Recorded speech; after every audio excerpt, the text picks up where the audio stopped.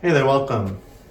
Today I want to talk about manifestations, our future, our timeline, and a sort of synergizing of faith in the infinite mind and infinite being that can make really anything happen beyond our imagination, but also more mundane than we'd ever believe. And then this sense of actively visualizing and working towards a good future for ourselves. And there is a reason, I think, that in Western spirituality, there is this sense of manifesting your life, manifesting wealth and comfort and pleasure and beauty for your being and your loved ones, your bubble.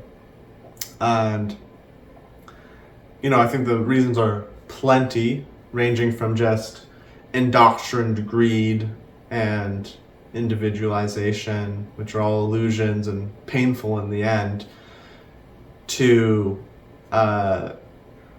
wanting to separate from the beast, from the corporate entities and inheritors of property and wealth that have been taught patterns that are amoral, unethical, inconsiderate of the experience of other beings for their own perceived pleasure or desires. So there's this sense of mimicking that greed, which occurs in our spiritual, new age communities. And then there's also this sense of really trying to hustle to get away from those authority figures, to create a bubble that sustains itself financially, even if it has to pay, in a way, pay corporations and governments, etc., to have that bubble.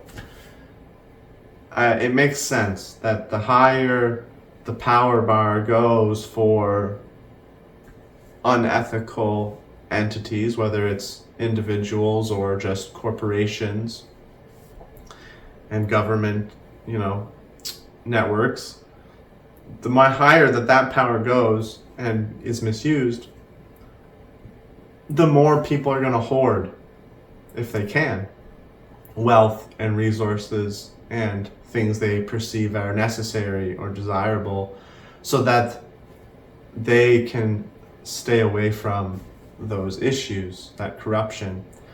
But the issue is this: we start to mirror each other and we just end up mimicking the very unspiritual beings of the world with our attachment to luxury and our greed and all the things that cause us to be dissatisfied and sometimes often exploitative of the world, even if we're not aware of that.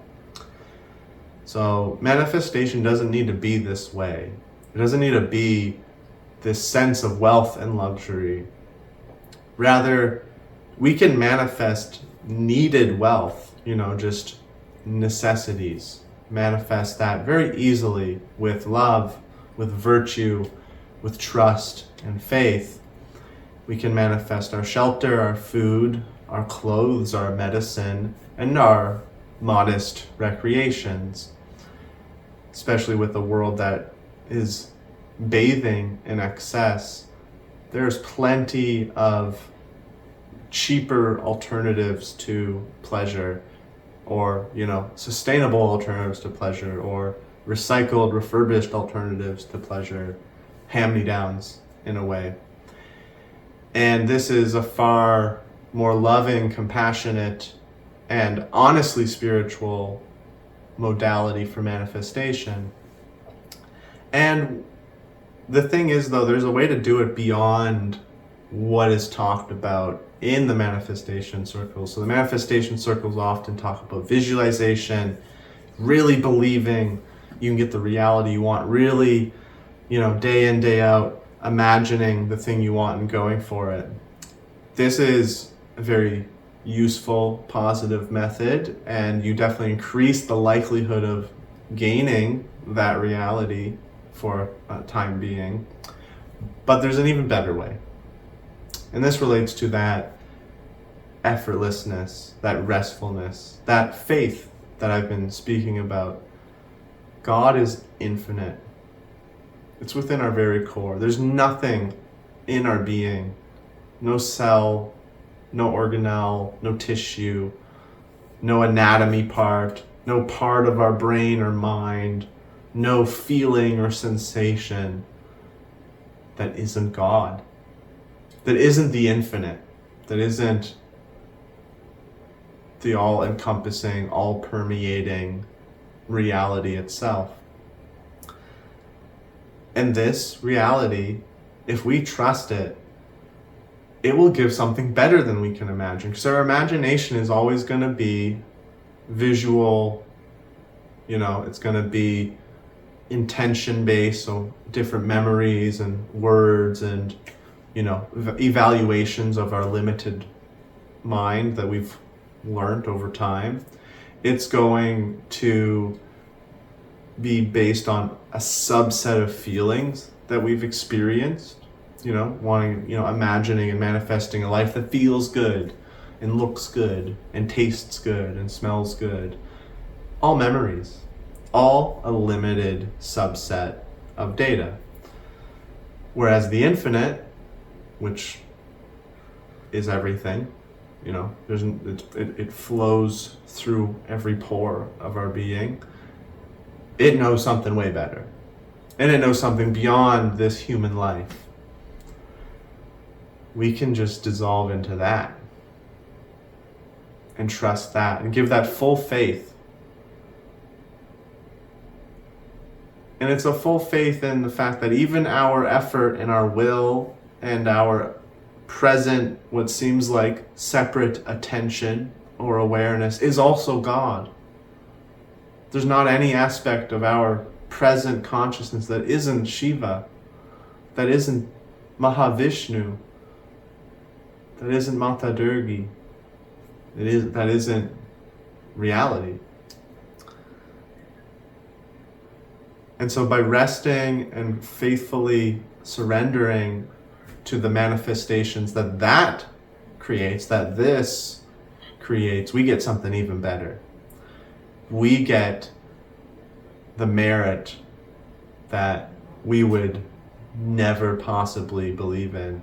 We get bliss and happiness and joy and sensations and insights beyond our wildest dreams. And yeah, we might become wealthy. We might not become wealthy. That doesn't matter. We'll get something far greater. A love, a bliss, a joy beyond life and death. And that's just how it goes. That's just how it is. That's how reality is. Reality is beyond life and death. Reality is beyond pain and pleasure. And it's far beyond this constructed image of a good life that we have. And that being said, within infinity, it's unfazed. It's unfettered. While you can harm sentient beings that, likewise experience this sense of separation and this sense of pain and pleasure and suffering and happiness, we can harm them with our actions when that's not truly what we should do or what we want to do, since we know at the end of the day, we're all one. We're all one being. There's no actual wall. It's all fluid. But there's plenty of ways to have a good life that doesn't harm other people. In fact, there's plenty of ways to have a good life that makes other people's lives better. And that's something we can try and manifest with our visualization, with our effort, with our ideas. But it's about synergizing our sense of a good life with that ethical ground of oneness, of not harming ourself in the form of other people, which means, we're not really going to have some crazy luxurious life, because it's pretty much guaranteed all luxury is exploiting a foreign worker, a foreign land, It's, if you do even a tiny amount of research, we'll see that majority of things have a big impact. But it doesn't mean we can't co-create as and with God a life where people are fed and happy, enjoying music and dance and the pleasantries of nature and the simplicity of beingness. It doesn't mean we can't share good memories and laugh and play and make love. It just means we manifest with our effort and our mind and our visualization unexploitative patterns and make room for that faith to bring us surprises, to bring us something way better than that even. So if you can settle your mind, your consciousness on trusting at all times that God and the infinite being can and will create the best possible future for us, while also enacting with our will good things towards the world. This is the way to manifest. This is how we make a timeline worthy of love. Not large houses and cruise ships and flying to many pretty countries to do yoga retreats. I'm not judging if people do those here and there, but in excess, these just cause more suffering and pollution to the world than necessary. And we don't need that. We don't need that to be happy and to realize the bliss of true, perfect reality. Thank you so much for watching. Om Sai Ram.